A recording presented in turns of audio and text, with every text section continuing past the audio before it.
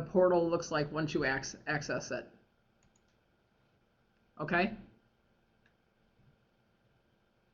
Yeah, just delete it if you get it something in error, please. Just as a thank you for letting us know. Okay. All right. All right, so that's that. Okay. On to our next order of, we'll continue on with the position titles. So just like we do have lots of terms, we also have titles, position titles that might be a little different. Our company is structured differently than like corporate America, standard corporate America.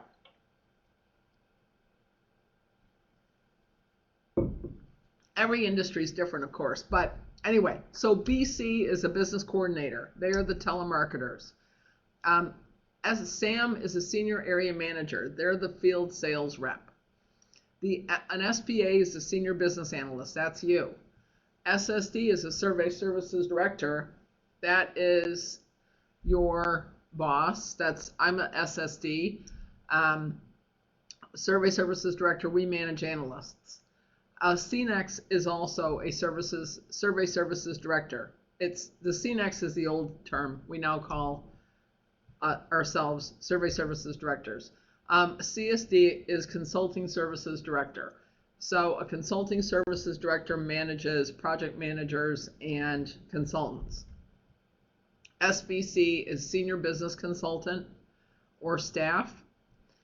Project manager is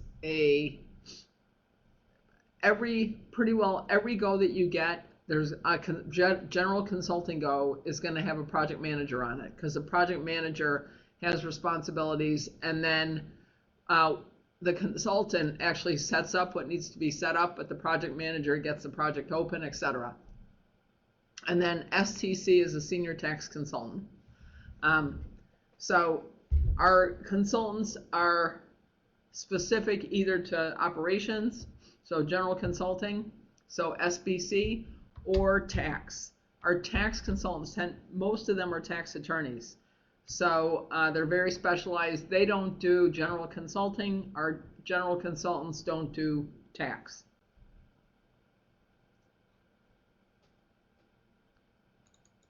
Okay, phone calls. So one of the things we rely on heavily is the phone. We rely on the phone because it's the easiest way to have a discussion. And with this job, you cannot text and email strategy. It doesn't come across well. So we use the phone a lot, especially at the beginning when you're new. But throughout the survey process, the whole idea with a survey services director is that two heads are better than one. And so each analyst works with a survey services director who is their boss in the chain of command, but who works with them to help them to get their go-aheads. And so again, we use the phone a lot for that. So each SSD has a team. Team might be 20, 25 analysts. So the type of call becomes important from a prioritizing standpoint. So OP off-premise is it's a secured call, like nobody can hear. So you're either in your car, you're at your hotel, you're at home, or you're standing outside of the client. It's to get job history and pre-opening information. So we always call in before we go into our client, and then to help get from and to strategize with the SSD. So the OP call is the most common call you'll make. OP on-premise means you're on premises, it's thereby unsecured, and it's a call to your SSD, and it would be for info, strategy, whatever, but it would be light strategy. I mean, it wouldn't be a heavy strategy session because you're not going to do that when somebody from the client can hear you. Research is an on-premise call. It's a merchandising call with the client that's done after the opening. We do research calls to make a point, really to make points where if the client, it's really to emphasize, etc. For clients who are in denial or if they're in avoidance, Research calls can help open up their eyes. Basically, it's conditioning. So it's done on premises, and we'll talk about those. And then a traffic call is an on-premise call. It's done in front of the client, and it's once you have a signed working agreement to start the next business day, then you make a traffic call, and really you're merchandising the client's wisdom of getting help. So 4 types of calls. The most important call to the company is the traffic call. So that takes priority over everything else. Then the research call, because you're in front of a client. We don't do research calls like we used to. We don't do them with a client sitting in front of us anymore. In fact, we do them very selectively, but they are done with the client in the room. And so because of that, they're of second priority. Third priority is an unsecured call, an OP, on-premise call, and fourth is an off-premise call, because you can always call back. So again, it's for priority purposes. It lets your SSD know if you're in front of a client or not, etc. Okay, Survey Services Director. So the SSD. Who is the SSD? The SSD is a survey subject matter expert. So we are experts at what we do. Proven performer in both the field and the office, directs, controls, and certifies all aspects of the job. Is your single greatest asset as an analyst. Your SSD is by far your single greatest asset. Why? Because they have lots of experience that you won't have, because they know, we understand our client base. So we know how to overcome objections, hedges, whatever. We'll hold you accountable. We are accountable for your performance as if it was our own. Your performance is ours, so we are accountable for that. So SSDs are going to hold you accountable, which we all need sometimes, to be honest. So the SSD is an analyst's single greatest asset, because our role in the company is help you get goes, so we make money. Each SBA is assigned to an SSD. The SSD is the primary decision maker on all matters related to the analysis and the analyst. And the SSD will determine the number of hours for consulting projects and fees for tax evaluations. So we'll help you quantify a project to make sure that it is, because again, we have experience. So your SSD, the biggest thing we can do is help you make more money than you would on your own. And so your SSD is your most important asset. Even top analysts use their SSD as a sounding board. The whole premise is 2 heads are better than 1. That's the whole premise. So it's a close communication, it's a close relationship where you do discuss the details of the job for the most part with your SSD, so that you can confer about that. You can basically confer about it.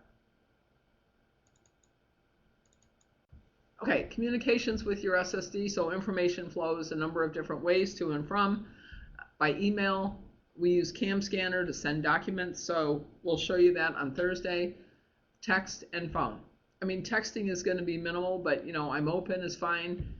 Phone is the main source of communication because it helps to develop a strategy, developing a relationship, developing clarity of action. It's much easier to talk through things than to try to text them. So we do believe in texting. We do believe in phones, in the phone calls. So, texting for something very simple, but otherwise you're better off using the phone. Okay, 7 key components to getting a go-ahead. So there are 7 key factors. Something we talk about is the clicks of the survey. Okay, these are the main clicks of the survey. You don't want to skip the clicks. It's the survey process that gets the goes. It isn't the analyst walking in and saying, hey, do you want to sign up? Okay, and so the process is what gets the go. The process is what gets the go and helps your job run. I'm sorry. I tend to yawn in the afternoon because I haven't had my afternoon Java, and it's dark and cold, and I just ate, and I'm tired. And I don't tend to sleep that well during the training week for whatever reason. But anyway, so pardon me if I yawn. So, hold on. So, there are 7 key components to getting a go-ahead. Thank you, Ryan. It's so cloudy. We have had like weeks of clouds with one day of sun or a couple days of sun. And I just look out at the clouds and it's cold and it's like, ugh, yeah, yucky. You thought it was you thought it was Christmas today. Yeah. Anyway, oops. Okay. So anyway, where am I? Oh my goodness. Okay. Anyway, so the client, the 7 key components to getting a go-ahead are knowing who the client is, knowing who the other client is, the client wants, what does the client want, not what they need, the focus, the analyst maintaining credibility, analyst having absolute control, urgency, we run a survey, we don't walk it, and conditioning. So to go through these individually. All right, the client. So our clients are typically a good craftsman, tradesman, technician, salesperson, most often hardworking men, women, whatever. Frequently a poor understanding of the business. You know, they haven't been trained. They are responsible for everything that happens or fails to happen in the business, and they're the person that will engage global resources. So they're the person that will authorize the agreement. So like I said, our clients are technically good at what they do. They don't tend to know the business of the business. Even if they have their degree in business or their master's in business, they still don't understand how to put things into place. They don't.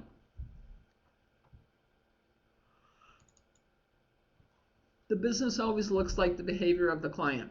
I mean, that is a frequent sight where it's messy, papers everywhere, you know, things obviously are slipping through the cracks, etc. That is a common sight. So the other client key influencers. So we always have to worry about the person in front of us, but additionally, there's other people that impact a client's lives and may come into play when it comes to making a decision. Okay? So, like I said earlier, the spouse is always a factor. You have to look at the spouse as always being a no-go factor unless you actually address them and speak to them. So the spouse is a must speak to. Even when clients say, I own 100% of the stock and my wife isn't involved, you can't go with that. You have to get the wife involved. Because what happens is, if you take that at face value and say, okay, no problem, I won't speak to her, come your findings, when you review discovery and everything like that, and you're trying to get a go, if you have not involved the wife, the client will say, I'm not going to move forward until I talk to my wife. And you're going to lose your go. So, the spouse is imperative. The spouse is imperative. Yeah, the wife, the husband, wife or husband, either way, is always imperative. Father, mother. There's a bit of a script. We don't over-script because you can't do this job with scripts, to be honest. We have some scripts as guides, but so it'll help you as a guide, but this job is so think on your feet, you really can't do it by a script, to be perfectly honest. And I will tell you, one of the reasons we do what we do, so because we always get comments about, can I go shadow somebody or whatever. The problem with that is you have to do this from your own personality. So the best way to learn how to do this job is to go through training and then go out and try it for yourself with your own personality. It's not to copy somebody else. Copying somebody else, it would be nice to watch somebody, but it doesn't make you better or help you be better, and especially depending on your personality type, etc. So, yeah, or husband, yeah. The majority of the clients are male with a female wife. But that's not 100%, of course. There are some female business owners with male husbands, and then there's mixed as well. But the majority are going to be males with females. But as soon as you don't talk a deal with the wife, it will come up as a no-go when you go to close. Okay, father, mother. So father, mother, especially if they're going through succession, or if they got the business from the parents, then they will want to talk to the parents. Correct me if I'm wrong, but the spouse will make or break you. They can divulge information to you that the partner was too ashamed to say. Well, that's absolutely correct. They can make or break you. They will definitely be a no-go factor. But here's what happens. If you say to the client, okay, so what about your wife? Oh, she's not involved. She has nothing to do with this. Okay. And then you decide, okay, nothing to do with it, no ownership. I'm not going to worry about her. When you go to close the client, when the client doesn't want to make a decision, the client will use the spouse as a reason not to move forward. Oh, no, I have to talk to my spouse. But you said she has nothing to do with this and that you don't even involve her in decisions. Oh, I would never make this decision without talking to my spouse. That's what happens. Okay. So you have to involve the spouse. Also, they can definitely break you, and that's how they break you. If the client says, I'll talk to my spouse, I'll call my spouse in an hour and I'll let you know, they cannot explain at all what you taught them, what you talked about during the survey. So they're going to call up their spouse and say, well, they want me to spend $35,000 to fix this. What do you think? The spouse is going to go, over my dead body, I want a new kitchen or whatever. So it's not effective. But also, yes, they can absolutely help you because they can be on your side. So the spouse can definitely be an asset to you. They can definitely be an asset, and they can definitely break you. So the spouse is very, very important. But there's lots of other potential influencers, the spouse being the most prominent. So parents, the CPA is an influence. You wouldn't normally meet with the CPA. Okay, you would not normally talk to the CPA because you don't want to invite trouble. And when I say invite trouble, what I mean by that is that a lot of spouses feel threatened by us because, they don't want us to take their work, right? We're not taking their work. We don't do what CPAs do, but they feel threatened. So you wouldn't normally talk to the CPA, but you have to be prepared, and you have to keep in mind that the CPA is a kind of a out there threat. Same with the attorney. We don't normally speak to the attorney, yet it can become an issue. So we just have to remember that. And I'll talk this week about how to deal with both of those. Daughter, son, especially if the kids are coming into the business and taking it over. Friends, peers, sometimes they have mentors, they have friends, whatever. That can factor in. Spiritual leader. So certainly, a lot of clients will say, I need to pray about it. And so we have to deal with that early and get them to pray the first night, not the second night. Because, again, if we walk away with a no-go, chances are 1 out of 100 that they'll call us later, or possibly less. And then key person employee, sometimes they do want to involve a key person or an employee. So you have to be aware of that. So the other influencers are really, really vital. You want to assess them. And then if it's positive, build upon that influence. If they're negative, neutralize or eliminate them. And if they're neutral, as the situation dictates. All right, so that's the client. Client wants. So your key to getting a go-ahead, it's a motivator for change. The emotional rewards for getting more profit, ease of operation, improved quality of life, growing the business, and securing the future. Love, ego, greed, and self-preservation or fear are wants. Those are wants. What does the client want? So that was so drummed into me during training that I even wrote it on my opening notes. What does the client want? What do they want? What do they want? Because we won't get goes based on what they appear to need. Okay? Certainly part of our job is to figure out what they need, but that won't motivate them to get help. Okay. The 4-3-2-1 is very helpful when it comes to figuring out what does the client want.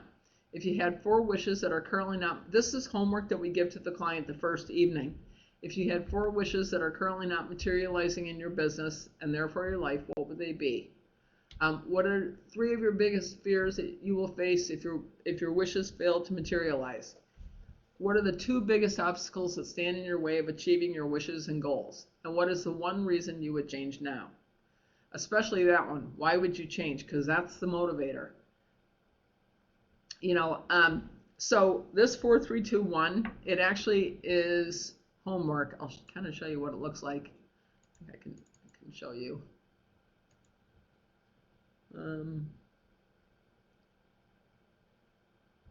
Here we go. So that's what the homework looks like.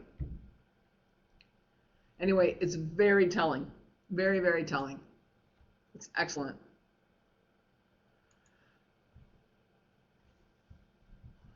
Okay.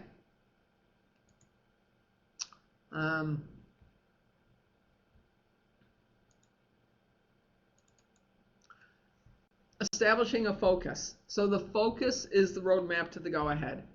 It's getting clear agreement from the client about the problems in the business, the cost of the problems, and how they are preventing the client from getting what he or she wants. Broken focus will cause you to fail. You have to get agreement to the problems and the cost of the problems. If you just go in to do like a basic checkup and it doesn't scratch that itch for the client, it doesn't touch on anything motivating, the client is not going to pull the trigger. So we have to figure out, we have to get agreement, we have to have a focus. When sales goes in, they identify some hot buttons and we can develop those from there. But it's really about getting the problem costing on the table. And the problem costing will go through soon. It's, their current profit versus where they should be, etc. So if you don't have focus, you will fail.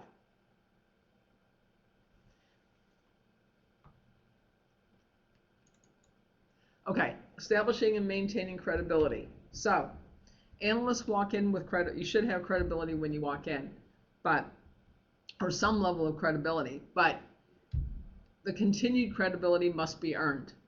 Appearance and presence are essential. So this is a jacket and tie job. You don't want to walk in too casual because it sends the wrong message. So, it's a jacket and tie job, jacket and slacks, whatever. Anyway, so appearance and your presence are essential. So how you portray yourself is very important. We always dress the part.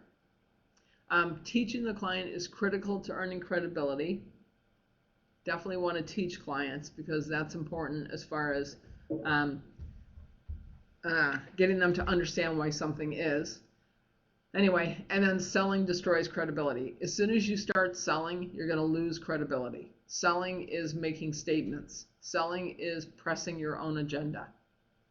That's what selling is. So if a salesperson would do it, you need to not do it as an analyst. Even though you're selling something, you're selling an intangible. So it's a little different than if you're, selling a product or something like that.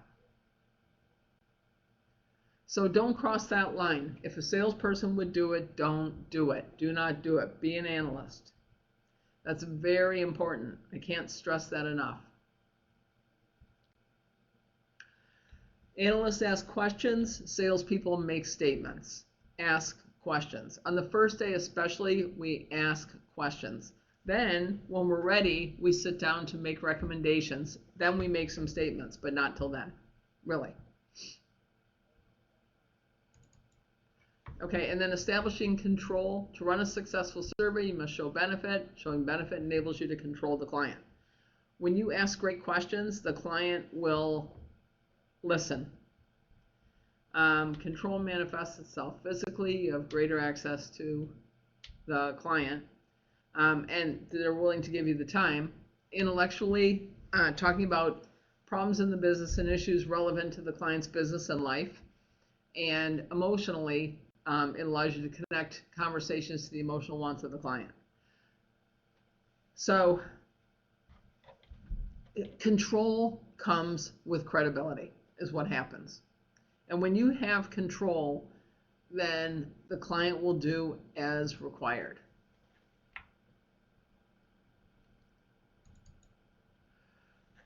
Oh, excuse me.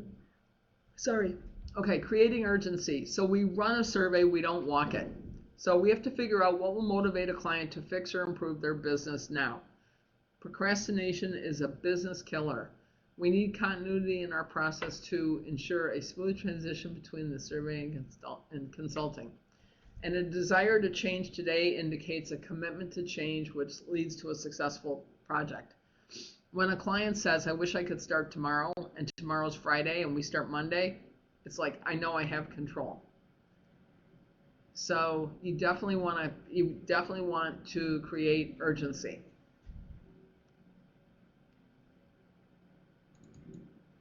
All right, so conditioning, client conditioning. Conditioning is the continuous and repetitive reinforcement, both rational and emotional, of problems in the business which are preventing the client from getting what he or she wants. It changes the way the client thinks. It educates the client on the business of the business. It prepares the client to take action and make a decision. And the conditioning moves the client from negative to neutral to positive. So conditioning is a process. So the way conditioning was described to me when I was in training was, what do you have when you have a pot of cold water and vegetables? What happens when you put the vegetables in the pot? Nothing, right? You have a pot of water, and you still have a pot of water and cold vegetables. So what do you have to do? You have to heat them up. Okay, we have to heat up our clients. We have to get them to understand why something's important. So that's where all the conditioning comes into play.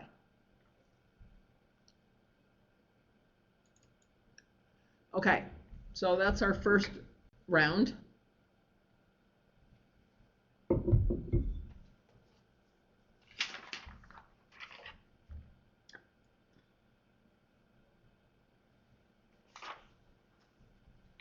Everybody more or less following? I know it's a whole lot of info kind of coming your way quickly, but hopefully you're more or less following along. Oh, it's fascinating. Good. Good. Okay. I'm going to keep going then. I'm going to keep on going. All right. All right. So now we're going to talk a little bit about the process. Okay, good. Good, good. Thank you. Okay. So the good, the bad, and the ugly. So I talk about this quickly, just as something that, just so you're aware.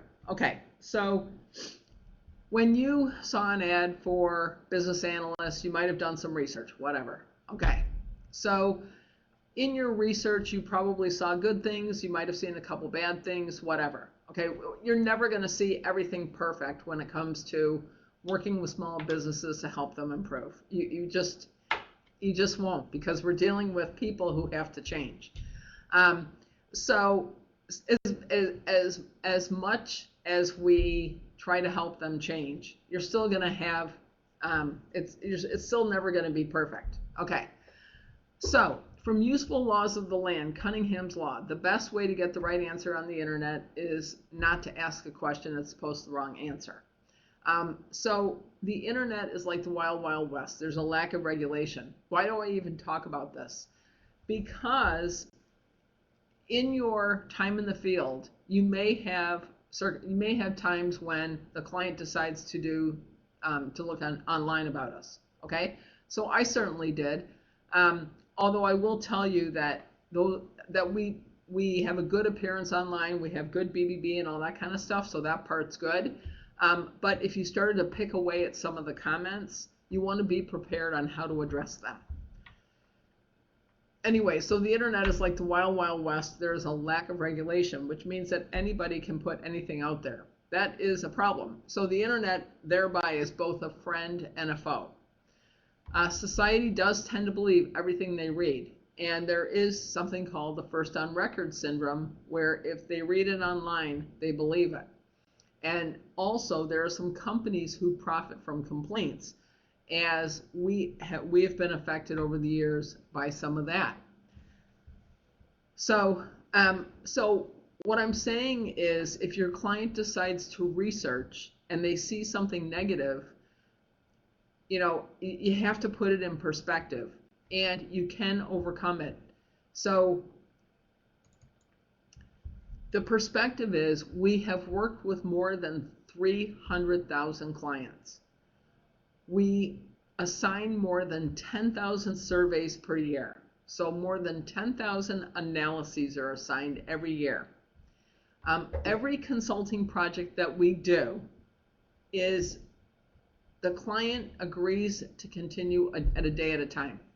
This is wonderful for the client, and it's fine for us because it makes it possible to show them benefit, to get in and show them benefit so we can continue. So when an analyst sells consulting, a general consulting project, let's say 200 hours of consulting, which at the analyst starting rate would be, at the rate that you bill at, that you sell at, would be $65,000 of consulting. Okay, if the client was signing a contract and the client was going to have to pay $65,000, it would be very hard to sell this, very hard, because a lot of clients wouldn't be ready, But with the way we work a day at a time, which means that there is, in our working agreement, there's a clause that states that a client can end a project at the end of any business day by declaration of such intent to the project manager. Okay, so that's a very good thing, because that is a client's out. If they feel like, well, I thought I wanted to change, but now I realize I don't want to, they can get out of what they signed up for, because it's a day at a time. So that's a good thing for the client. It's a good thing for us, because what it does for us is it makes it possible to even get in the door. And we just have to prove ourselves every day, which we do. Okay, so no big deal. It's very, very good. Our complaint ratio, but the fact that the fact that we are the largest in the country, and we are as big as we are, it kind of speaks for itself and says we must be doing a lot of things right. Our complaint ratio is minute. It's 0.001. It's 0.1%. GR had 2 complaints with the Better Business Bureau that closed in the last 3 years. I mean, our complaint ratio is really low. And both GR and ESS, as we saw, have an A+ rating with the BBB. So we saw that when I showed you the wheel of our consulting consulting and analysis entities. And the keys to success, okay, so that the internet doesn't become an issue, are to run a comprehensive survey, don't kill the influencers, be aware of threats, and don't make it too good to be true. So you're not going to get checked out, you're not going to get researched if you don't make it too good to be true. If you make it too good to be true, the client's not going to think this is real, and they're going to challenge it. If you walk in and you kill the client's influencer, like CPA or somebody, you say, oh, your CPA would have to be terrible and blah, blah, blah, whatever, and it kills them, it's going to have an impact on your survey. When you run a good survey, which is what I'm teaching you how to do, you don't tend to get interneted, as we call it. Anyway, if you do get interneted, the rebuttal, or whatever you want to call it, is that our complaint ratio is minute. It's minute. So it's very, very overcomable. And most clients, if they see the real thing, like if they feel like yes, you're the real deal, they're not going to really check us out. Check us out, to be honest. They already have checked us out with sales or whatever. I mean, usually they'll check us out at some point, but usually it's not so much with you. Okay, but I'm just giving you a heads up. Okay, getting into the process. So our survey process, like I said, there's like four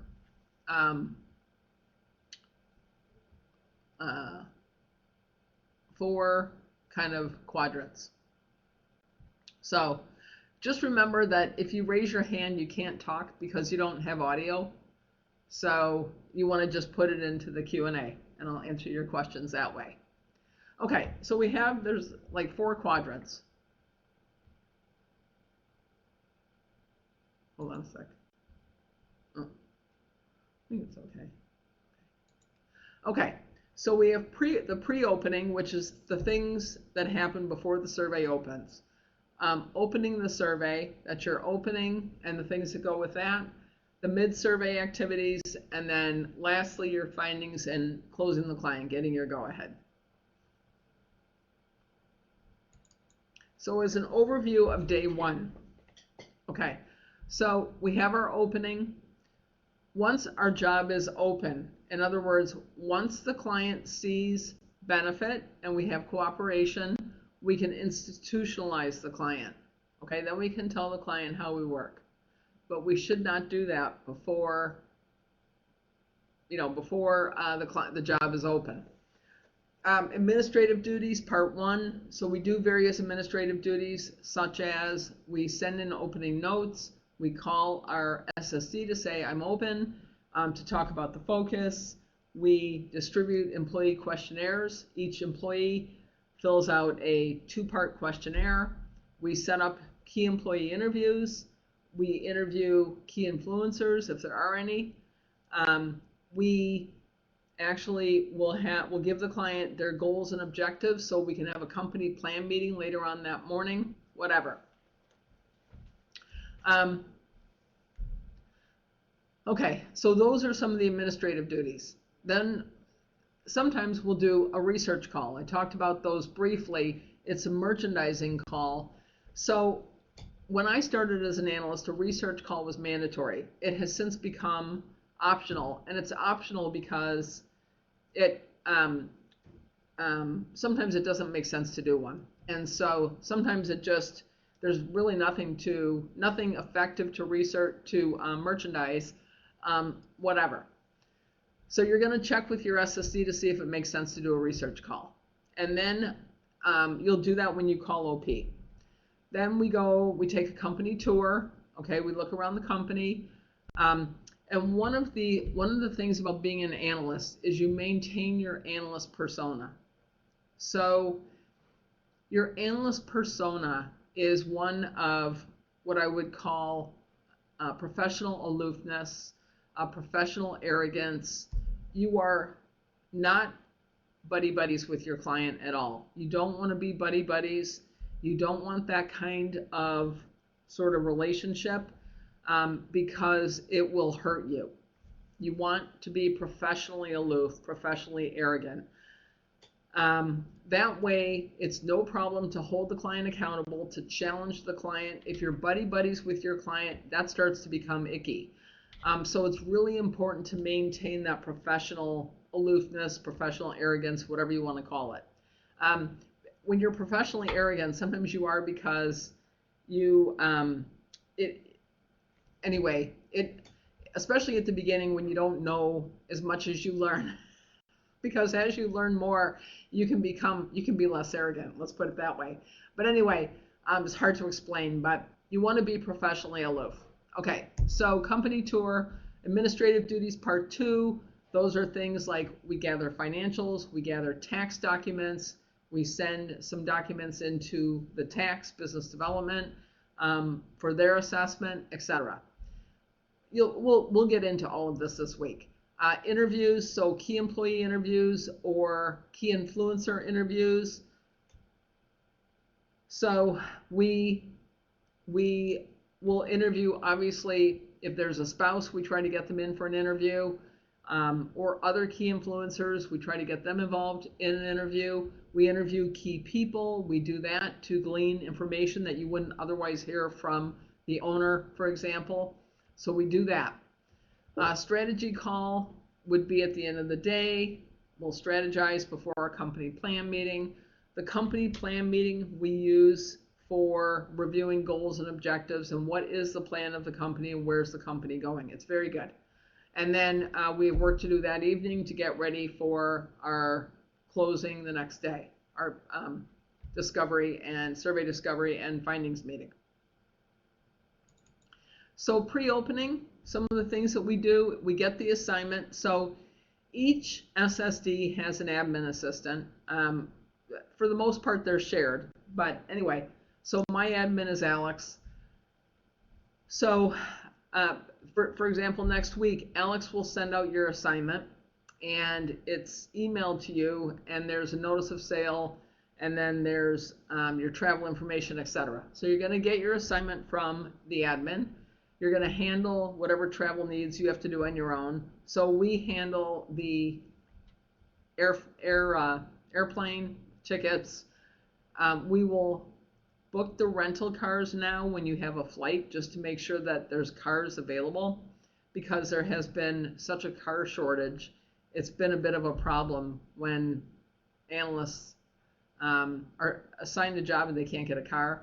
So that takes care of that problem. You're going to download your job in STS. You'll see how that works tomorrow. Research the client. So we're actually going to do about 15 minutes of research, look at their website, look at any reviews they have online, look at their social media, whatever, just to get kind of a download on what the client's about. Print necessary forms. So you'll have a list of those. So you're going to print your forms, find the client. You want to be ready to go 30 minutes prior to your opening, and then do your OP call. And when you do your OP call, your SSD will help you with, we'll look up the history to see if there's any history with the client. Were we there before? What happened? We'll discuss particulars about the industry, the job, whatever. Okay, so there's a lot of things that you do before you open. Those are some of the things there. All right, so this is a notice of sale. Most of them are handwritten because it's the fastest way to do them, and they are written by the sales senior executives who confirm the sales.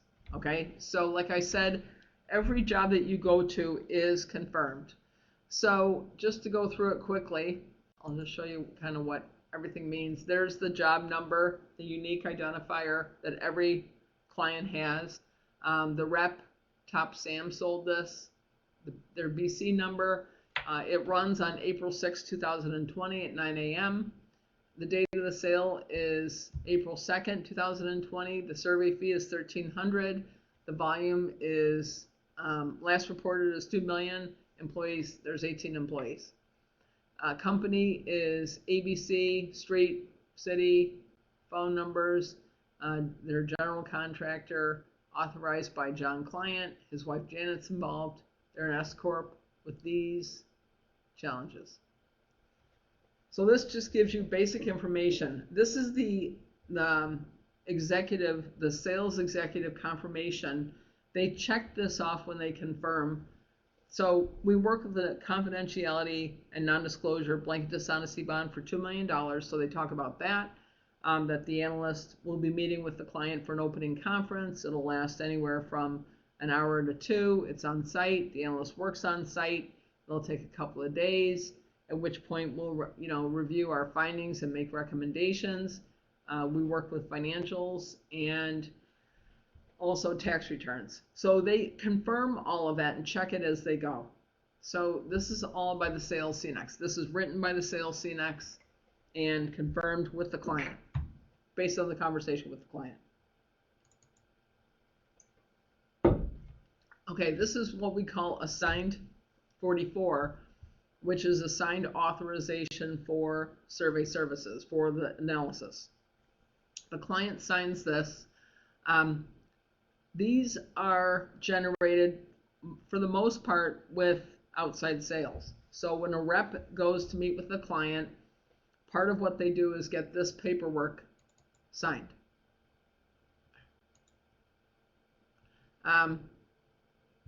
You'll go to jobs where there is no 44. So this is when there's a signed 44. If there is one, it'll be sent with your job. And it just, again, talks about the company, the time, the start date and time, areas of focus, and then the sales paperwork just talks about the different types of exit illustrations, then the company name, and then the analyst name. All right. Opening forms can be found in STS. We'll look at that more tomorrow. So opening the survey. So one of the things we do is hand the client a confidentiality and bonding letters. I'll show you what they look like.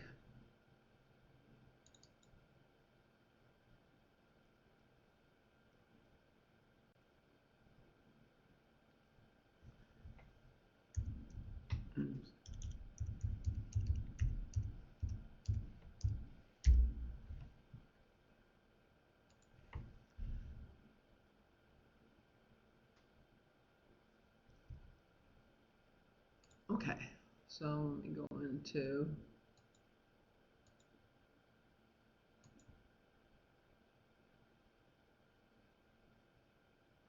oh, that's right. So there's just this general letter from the insurance company for $2 million. And then there's this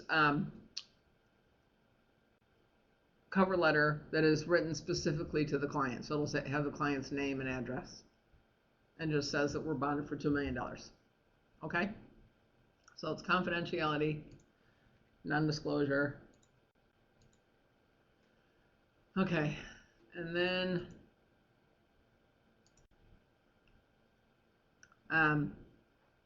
you're going to have your opening meeting. So your opening meeting lasts a couple hours typically. You have an opening questionnaire to follow. You're gonna ask some of the questions, probably not every single one, but some of them. It's really gonna depend on how things are going with the client. If you ask 5 questions in a row,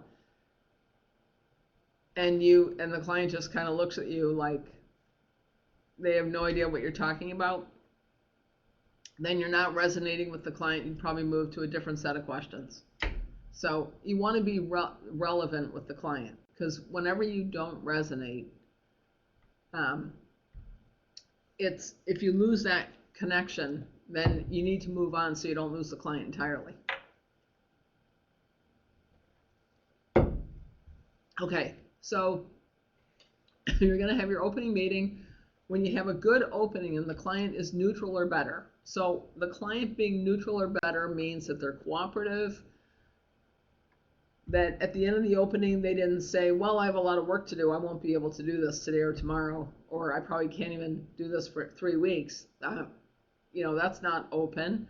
If the client says, this sounded good when I met with the sales guy, but I need to speak to my Aunt Bess, my Uncle Roger, their 3 kids, whatever. If you are getting negativity like that, then you don't want to institutionalize, because institutionalizing tells the client how we work, and the client needs to be neutral or better to do that. You're going to go on your company tour, and then you're going to get the financials.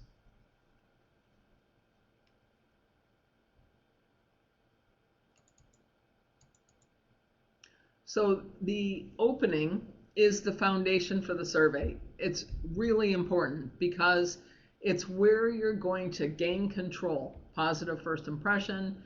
You do need privacy, and you're going to give the client the confidentiality and binding documents, and you're going to ask good questions and make no statements. If you don't have an effective opening, you won't necessarily have the credibility that you want. So it's really important to have a good opening. It is where when you're credible with the client, you will get control. And when you have control, the client will cooperate. So, so you want to make sure that your questions are, hitting the mark or whatever. And then like I said, if you start to get yes, no, no, no, move to a different section of questions because you're not connecting with the client. The whole idea of the opening is to have a conversation with the client. I'm kind of cold. I'm going to put my heater on. Hold on.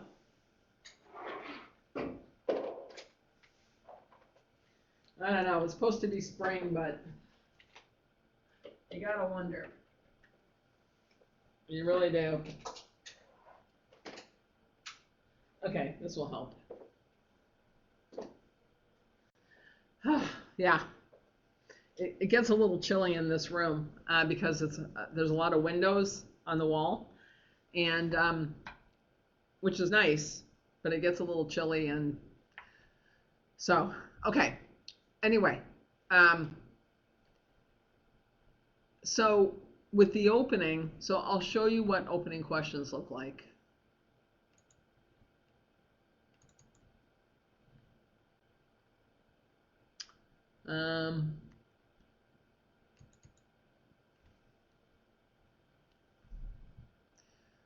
So the opening questions, you're going to have a questionnaire, and this is an extensive questionnaire. Extensive. So there's 11 pages, in other words.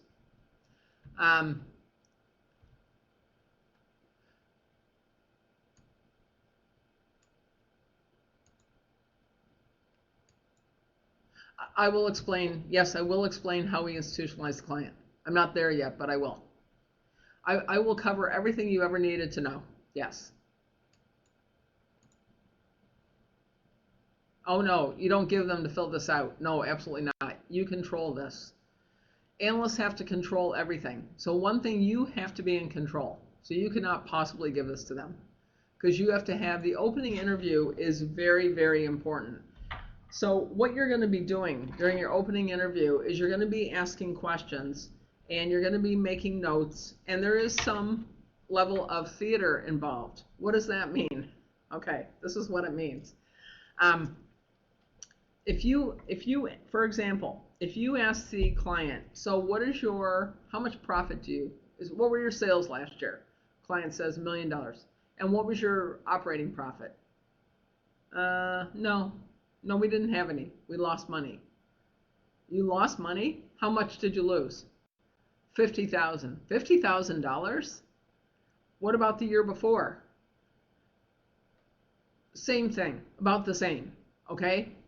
If you don't react to that, the client's going to think that's normal, okay? So you have to react to that. There has to be some theatrics to what we do. Some theatrics to what we do for that very reason.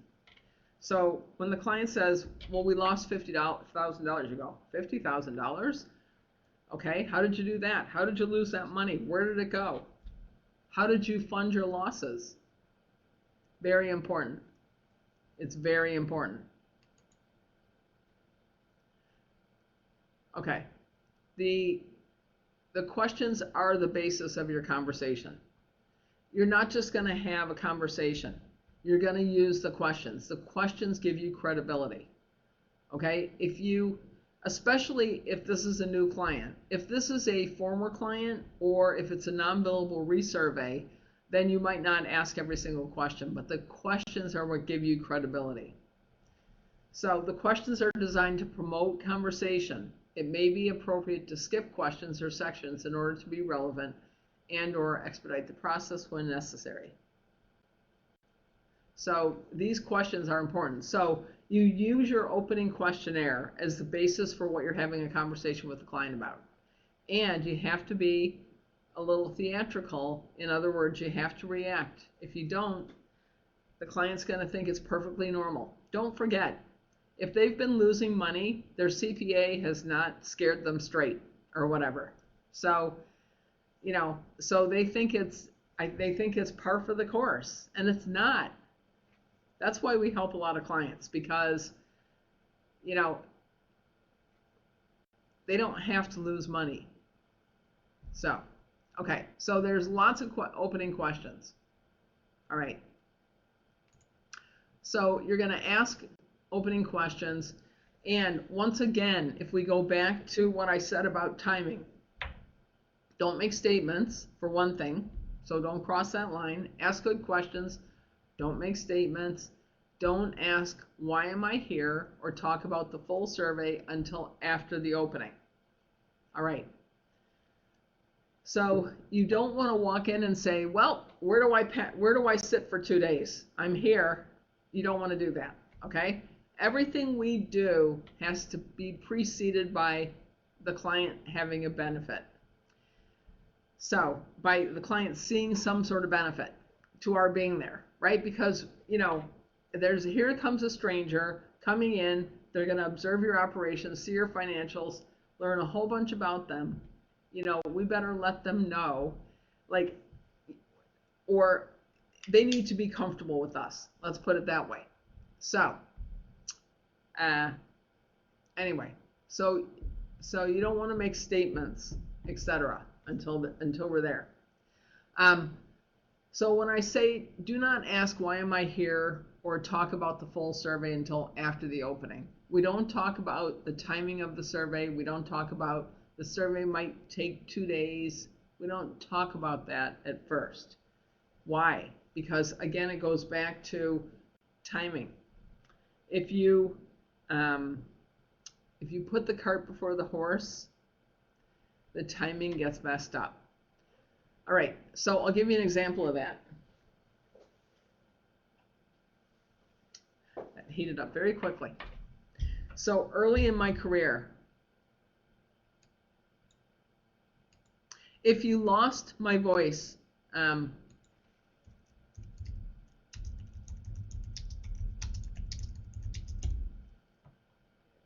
on.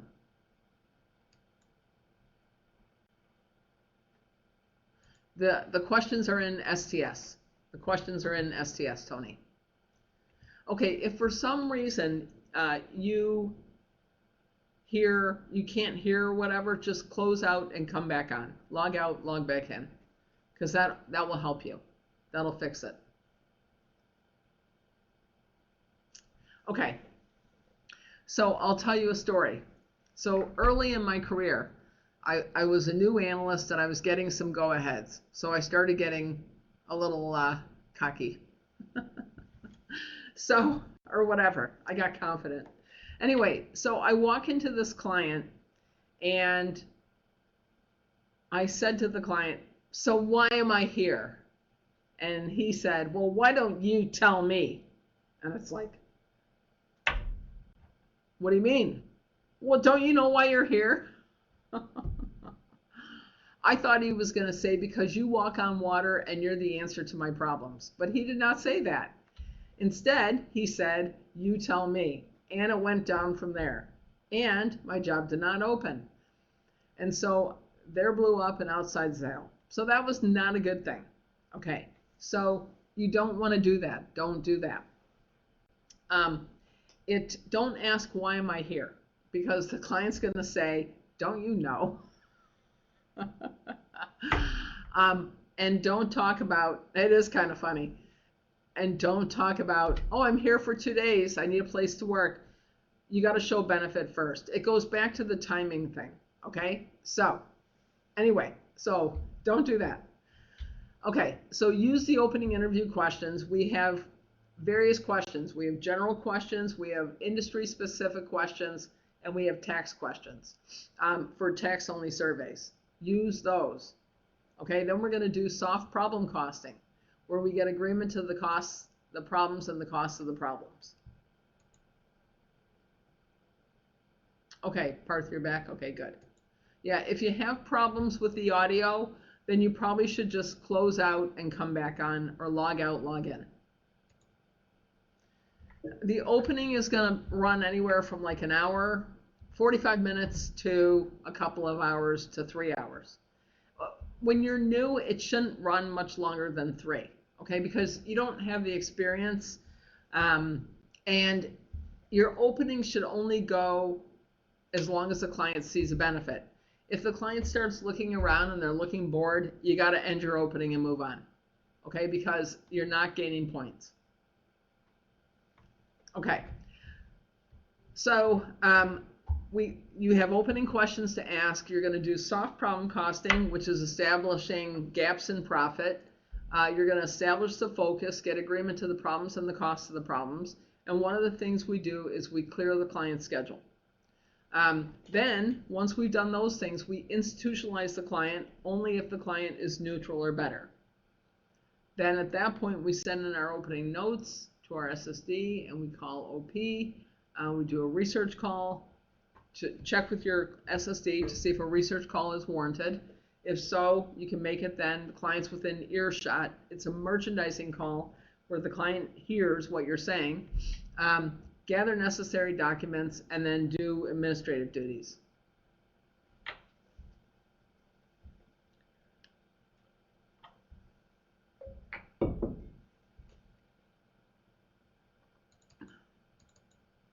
Okay, so opening interview questions, I just showed you briefly what that looks like. The questions are designed to promote conversation. So it may be appropriate to skip questions or sections in order to be relevant to the client and to expedite the process where necessary. So you need to use your kind of your analyst sense to determine, am I still making forward progress? I always wanted to stop my opening on a good positive note. So, because then it creates urgency of sorts. But anyway, so the order of the questions is important too. So what I mean by that is, let me see. Okay, so the first question we ask is not what is your schedule for the rest of today and tomorrow. No. How did the company get started? What's the background of the company? Why do we ask that? We ask that because, well, A, we need to know, and B, because the client gets to talk about themselves. People do like to talk about themselves, so it's a good thing. So the client can kind of explain to you, this is how the company got started, etc. The opening is multifold. It's designed to, obviously, get answers to questions. It is designed to, it helps you be credible. It helps you to get control, because through the process of being credible, you win control. You earn control. So the opening is multifold. Anyway, so what's the background of the company? When, why, how? Ask a few industry-specific questions. I'll show you what I mean. Let me show you those now. Shouldn't have closed out of STS.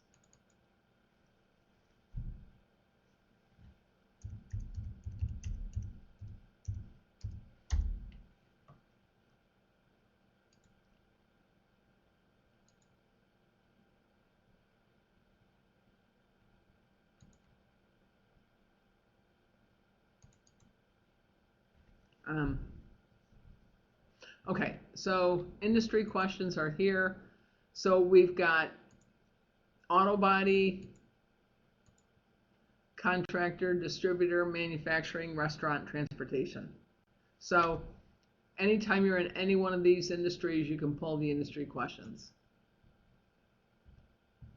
And they just will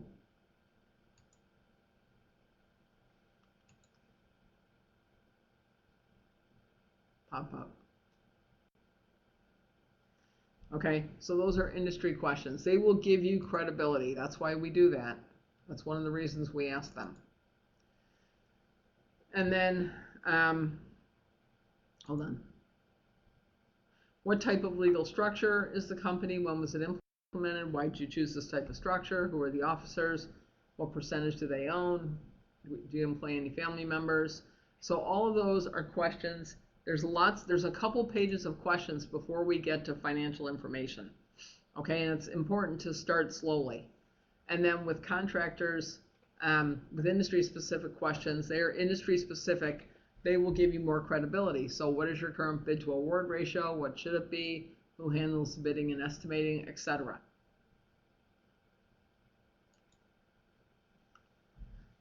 Okay, so then we start to develop problem costing. So overall operating profit should be versus overall operating profit is. So problem costing, the soft problem costing that we do is done in the opening, okay? I'm going to tell you, when somebody tells you that I have 50,000 slipping through the cracks, there's a lot more meaning than if you show them something on their financials to that effect. So it's very important to do it in the opening. A lot of people say, well, I'll just wait till I get the financials. Don't wait till you get the financials, okay? Establish your problem costing in the opening, okay? Again, it all helps towards control. So the problem costing, the main overall problem cost is your overall operating profit is versus what it should be. So our minimum mandatory expected profit is X dollars, and this is what it should be. The difference is the problem cost. So, and then we figure out where is it slipping through the cracks. We develop specific problem costing based on where we identify it slipping through the cracks. Okay, so just to show you again, all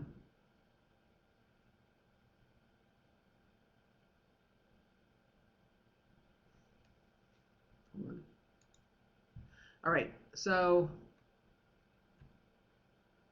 okay, those were contractor questions. Anyway, whoops. The whole goal is to get the overall problem cost on the table. So our minimum mandatory expected profit is 10%. We're currently at 2%. The difference, 10% minus 2%, is 2%. That's the, sorry, is 8%. So the difference is the overall problem cost. Okay, and then we figure out where it's slipping through the cracks. We're going to go through this again.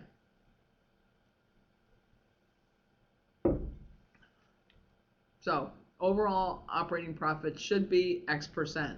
Overall operating profit is X%. So it should be, for example, 10%. It is 2%.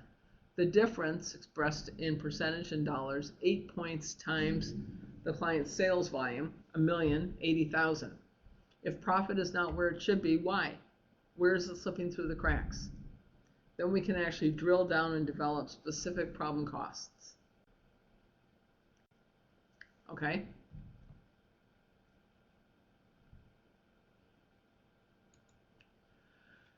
Okay, the institutional. So I talked about that.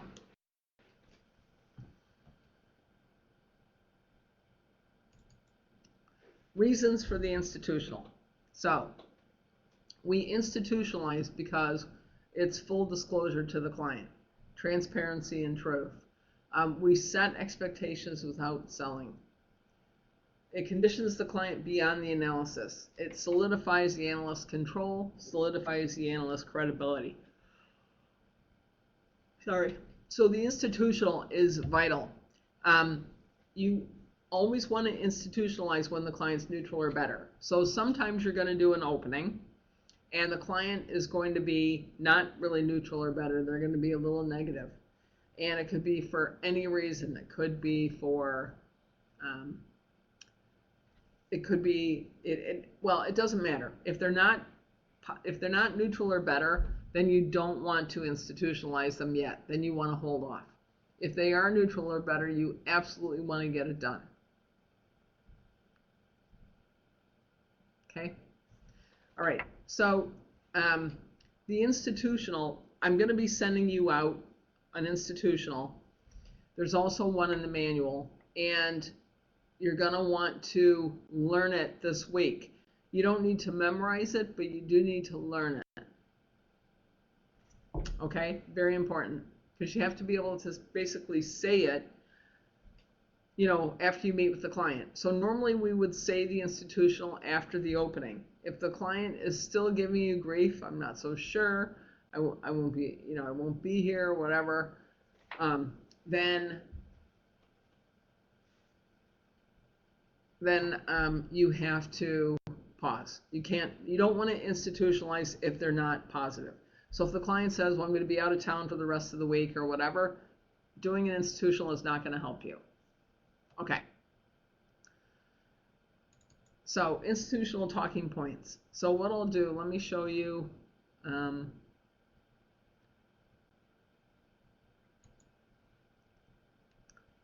the binder, in the manual.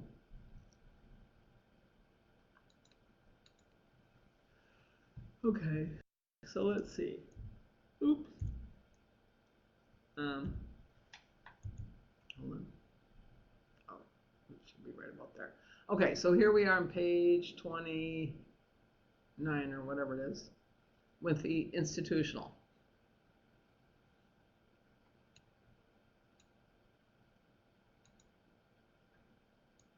Okay, so I'll kind of read it to you and talk about it. Okay, so what you're going to want to do is read the institutional out loud a couple times a day. I would read the long version like this. Read it out loud a couple times a day. By Friday, you should start to understand what it says, and you should begin to be able to say it from the talking points. The talking points are the slide.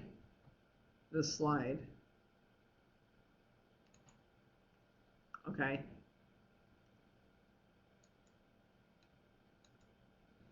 All right, so Global Resources is a full-service business developmental firm that works with small to medium-sized businesses, those having annual sales that range anywhere from 0 to 10 million or greater.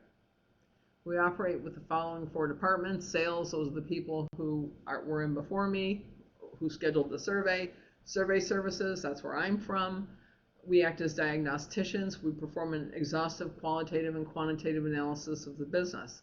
It's similar to having a complete physical. I'm going to take an x-ray of your business, meaning I'm going to examine all aspects of your business from top to bottom.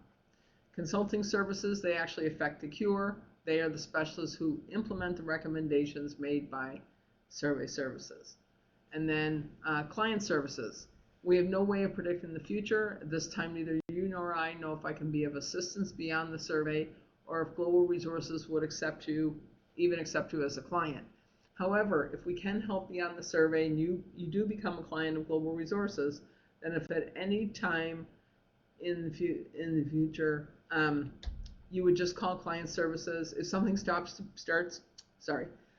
if at any time in the future any projects we've put in place cease to be effective, then you call client services and they'll get you back on track at no additional hourly billing fee.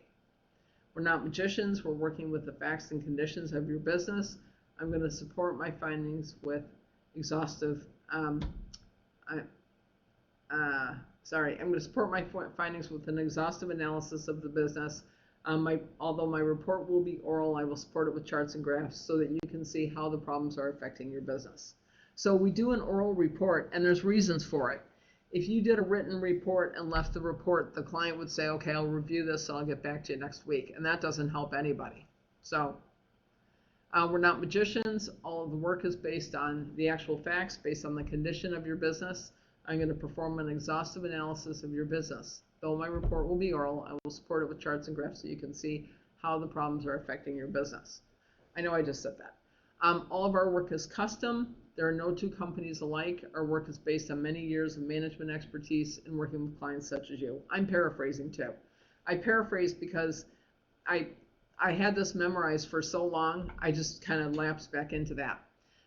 You're under no obligation other than for the survey fee, other than the survey. However, my obligation to you is to determine what the problems are in the business, how the problems are affecting your business, how much it will take to correct those lost bottom line profits, what will it take to correct the problems, whether you can make the corrections on your own or whether you will need outside help, if outside help is required, what the investment will be to overcome the problems, but most importantly of all is what the corrections will produce in bottom line profits to you.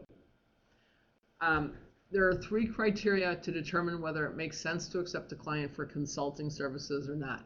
First of all, I need to determine whether or not the problems you have are solvable, and if so, whether or not they can be solved by you or by us. I have to be able to substantiate a minimum of at least a 2-to-1 return on investment. So, for example, if it costs $30,000 to fix the business, there would need to be at least $60,000 in profit improvements within the first year to support a recommendation. Thirdly, the client has to be absolutely committed to change. Consulting is a 2-way street, not a 1-way street.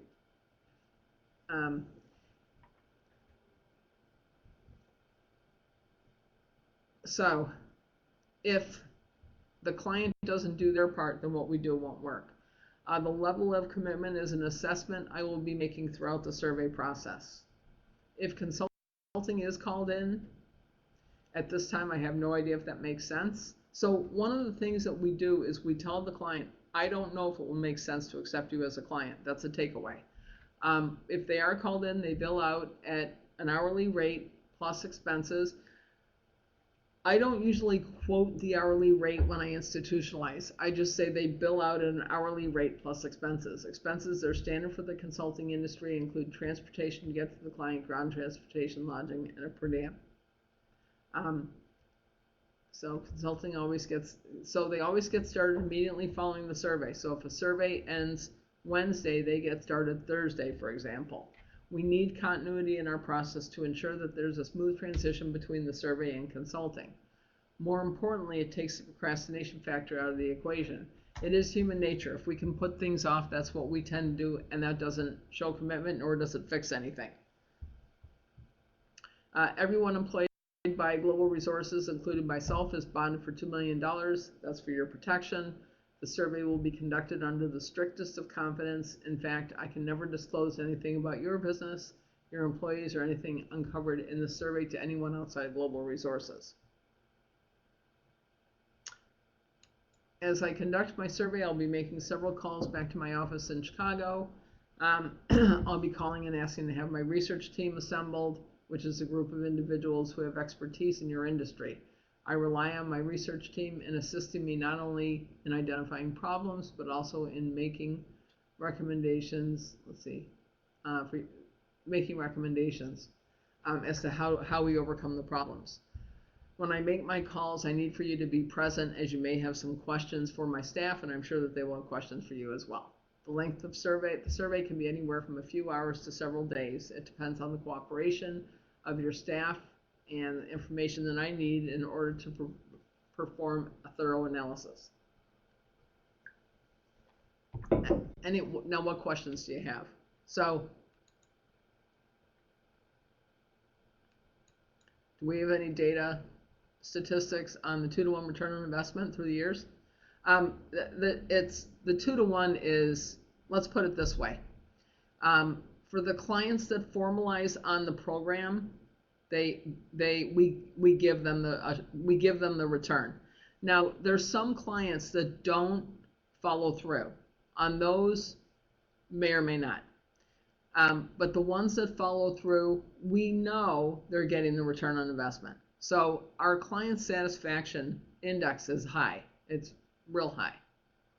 So let's put it this way. When a client goes through the process, they complete the consulting engagement as agreed to by the project manager and themselves, and then they do their follow-through. They have to submit monthly information to client services, and client services monitors it. They will get their return on investment.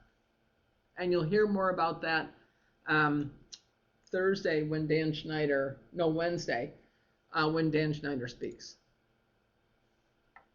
No, we've actually helped 300,000 clients. So we've helped 300,000.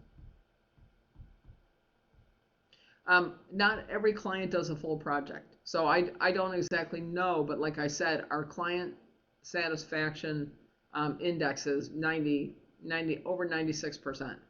So high. So, but you're gonna run across clients who go off track.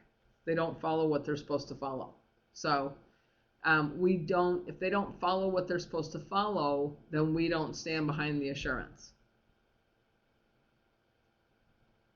So 10,000 plus businesses, clients are assigned every year, but we've helped over the years over 300,000.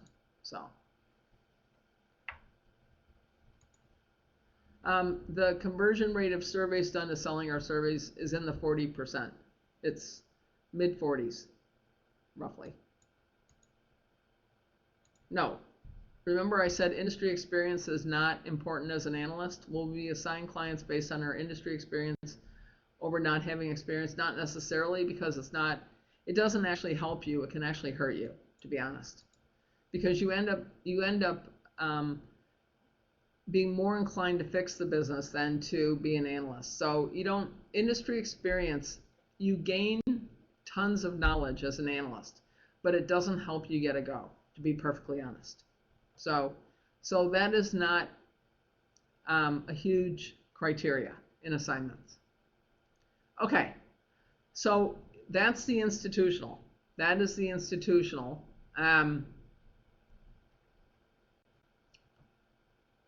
So you're going to want to learn the basic institutional, and then these are the talking points. So the talking points are in STS, the talking points are in the manual, and then you want to be able to just talk from the talking points. You don't have to memorize the institutional, but you do want to be able to speak from it.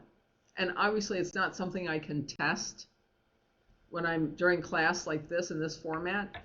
When I was in class, we had to say the institutional. At the end of class, we had to say it to be able to finish complete training. Here, that's not really possible. So it's mid 40s. So I said, like, I believe it's mid 40s, 44 or something. So it varies a little bit here and there, but okay. You can't do math with any of the numbers I gave you and have any of those make sense, just as an FYI. One time I had somebody, they actually quit over because they thought they did the math. They did the math so wrong. They thought our closing rate was 2%. 2% they thought we closed of all the clients that we see. Obviously if our closing rate was 2%, we would not be able to support ourselves as a company. Nobody would make $500,000 or $500,000, $500,000 or $1 million or $200,000 or $150,000 doing this if that was the case. So if you're trying to do that kind of math, you can't do it because you don't have enough data, just so you know. So anyway, but anyway, I'm just telling you. So okay.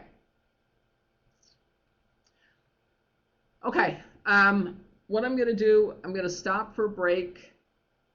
So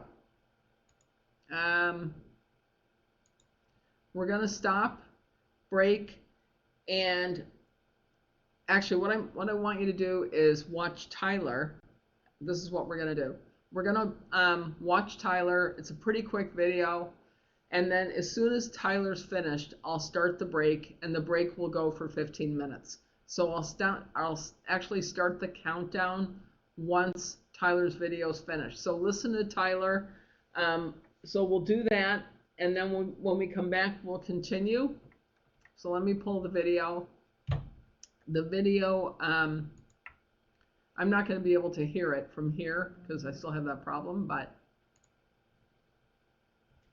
anyway, so watch Tyler. So Tyler's important to us because he is our president, but also he does the survey assignments. He's in charge of that because it is a very important decision in our company. So Tyler's very important to our division. So you want to pay attention carefully. Tyler's my boss. I report to him. I meet with him every morning with the other SSDs. And you want to pay attention to what he's saying. Okay, so we'll watch Tyler like I said, and then as soon as the video stops, I'll put on the countdown for 15 minutes, and then we'll resume when that's over.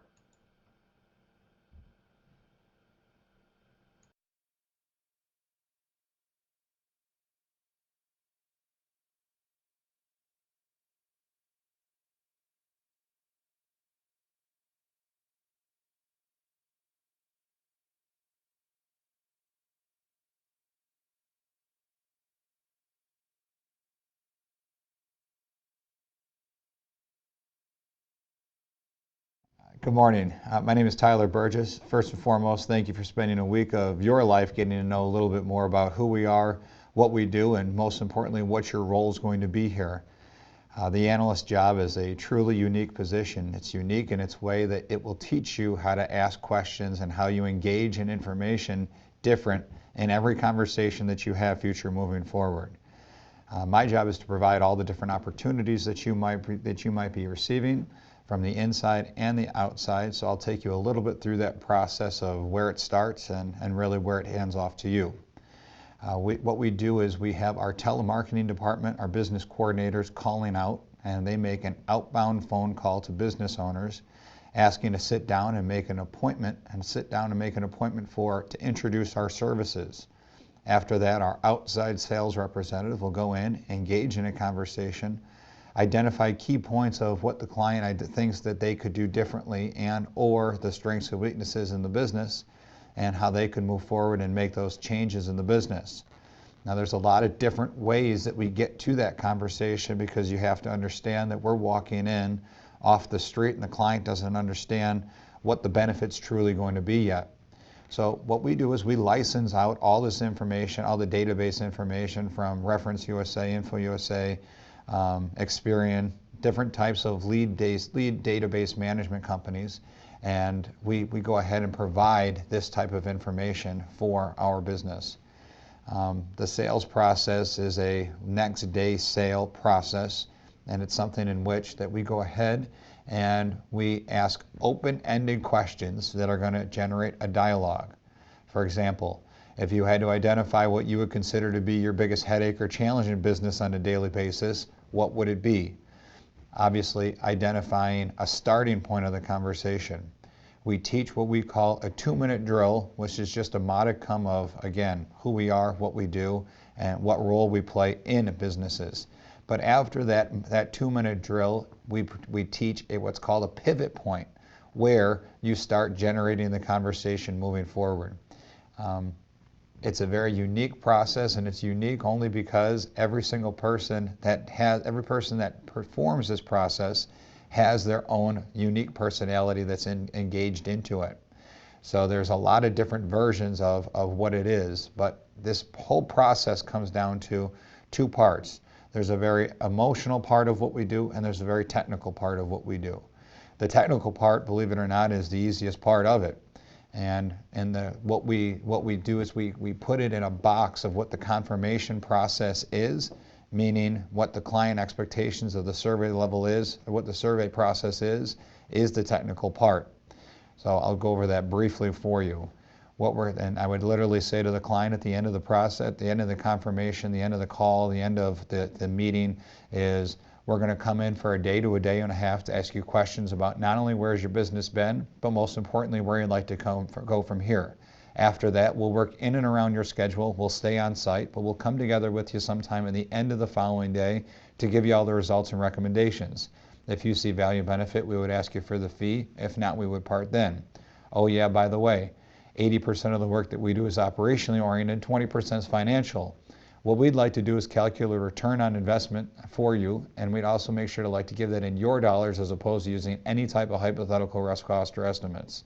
Any type of internal accounting that you might use, QuickBooks, Peachtree, Timberline, custom software, along with any type of year-end tax return information, we could make use of that. Now again, that's the technical part of what we do, and that doesn't move or motivate anybody to do anything as far as what a business survey is or a business analysis is. Where we get positive momentum in this process is the emotional side. Asking the client, what's in it for me? What's in it for me? What's in it for me? What's in it for me? That's what the client wants to know from the onset of the time that you step in the door until that you finish up running your survey. That is the only thing the client is focused on, because what our clients are is they are true business owners. They wear a lot of different hats. They do not understand that the business of the business is as important as the business. What does that really mean? Take your typical $1 million home builder, Larry the home builder. Larry the home builder is probably great at one thing, couple things usually. He's usually great at building homes. He's great at building roofs. He's great at one aspect of what the total job is. but he doesn't focus in on what all the critical variables are that define success and failure for him or for Larry on a daily basis.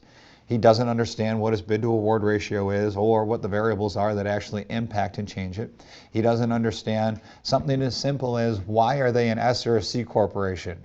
The answer you're going to get almost every single time is that's what my accountant told me to do.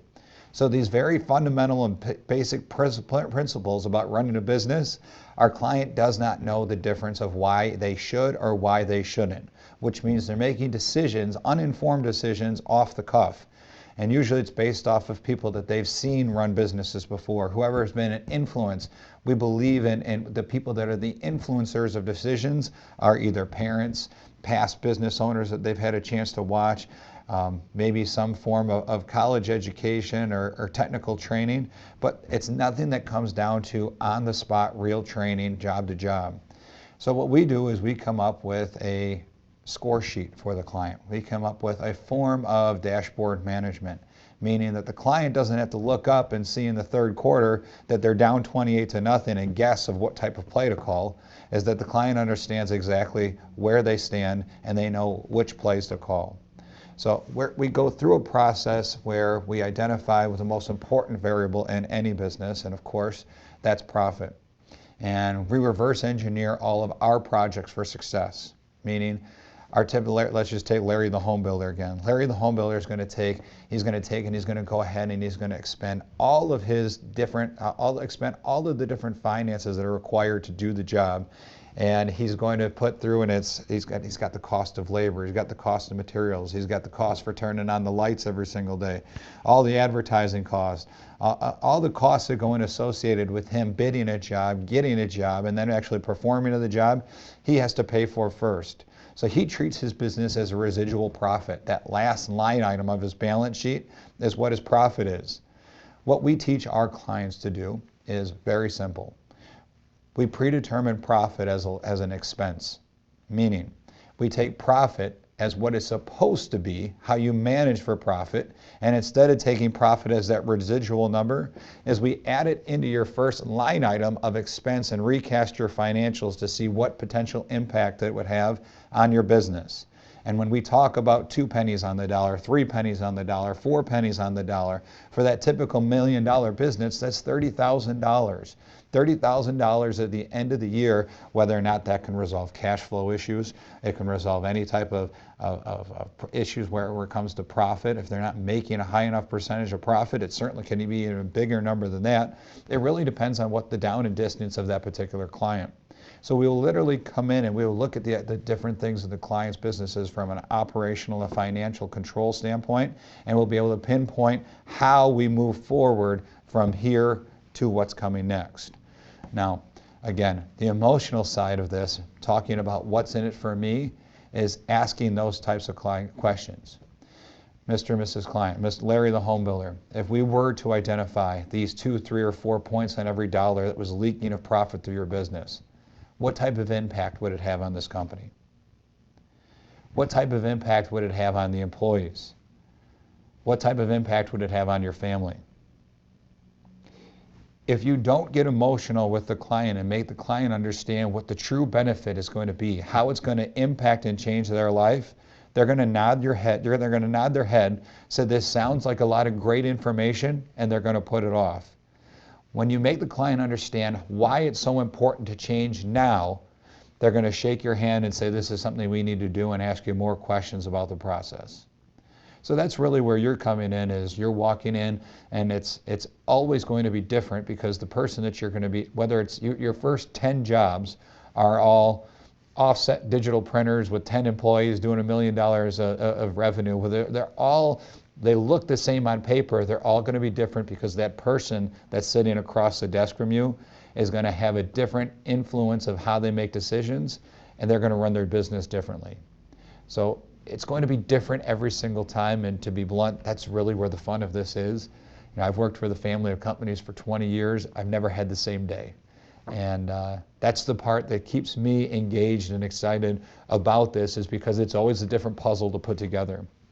Sometimes it feels like it's a 500 piece puzzle to put together. Other times it feels like it's a 50,000 piece puzzle. And that's really the engaging part of why it's so much fun to do this once you get good at it. How do you get good at it? Well, it's different for every single person involved. There's a different learning curve for everybody involved. And you're going to hear all these different types of ways of how you get good at it. You're going to hear all these different people talk on conference calls, people that you're going to see at meetings, and some of the things are going to sound like they are the best thing you've ever heard of your life, and a lot of them are. But to be blunt, is you need to take the tools out of what they're teaching, what your SSD is teaching, what Tom is teaching in the class. You need to take the tools out of what's being taught, and you need to put it in your own personality. Because if you don't, it doesn't come off as genuine. And the second that this process isn't genuine, the client backs up. It has to be what's in the client's best interest first. And I had to learn early in my career here that I had to be myself. I tried being a lot of different people, tried memorizing things from conference calls, memorizing things from the manual, and it didn't come off as being genuine. So sometimes it takes a couple shots across the jaw in order to learn those hard lessons. But I will tell you, once you learn them, the process is not difficult. It's just putting all the pieces together. There's going to be times where you go through your opening and your client isn't ready to be institutionalized yet. That's parts that you need to understand of when the timeliness of how to address different parts of this process. We put this entire these clicks of the survey together in order for you to follow, but that doesn't necessarily mean that they're sequential in order. Sometimes you need to change it up and be more understanding to what your client is than what our process is. Because again, at the end of this day, this comes down from the client standpoint, what's in it for me. Now, I've been spoiled with the opportunity to learn. I've had a part of being part of projects. I've had a part of getting to know clients, their families. I know the type of good work that we do. I've had a firsthand experience with it. You don't yet. And I know you will be inundated with the client testimonial videos throughout this class, but I'll ask you this. The last thing that you do before you run a job, if you're a night person, or if you're a night person, watch one of the testimonial videos before you go to bed. If you're a morning person, watch it before you go into the client that morning before your first job. Because as many people as we parade through this class to speak to you about who we are, what we do, and what type of great work we do, there's nobody that's going to be able to explain it to you as well as a client. And the type of impact that we have on them is truly a life-changing event. When we do it right, there's nothing better that they could do for the business outside of this process. So I'm not the type of person that asks anybody to believe in anything. I think people have to choose to believe in something on their own. But this isn't the type of process that you just dab your toe into the water to gauge the temperature. You got to figure out how to jump in. So if you have questions, if you need anything answered, you simply just need to ask. Ask your SSD, ask different people on your team. Get the type of information that you're looking for of how you can make this something that is truly a significant emotional event in your life, and this isn't just a job and it translates into a career. Because the best part about this type of opportunity is it's a dual reward system. It's not something it's something you have the ability to, there's no ceiling here. You have the ability to make whatever type of money you'd like to make. And secondarily is you also have the chance to genuinely impact and change people's lives. So I truly look forward to each one of you, getting to meet each one of you, getting to know each one of you, and see how we really can make this work for all of us. And I wish everybody the best of luck. If there's anything that anybody needs from me, I'm certainly around. Thanks.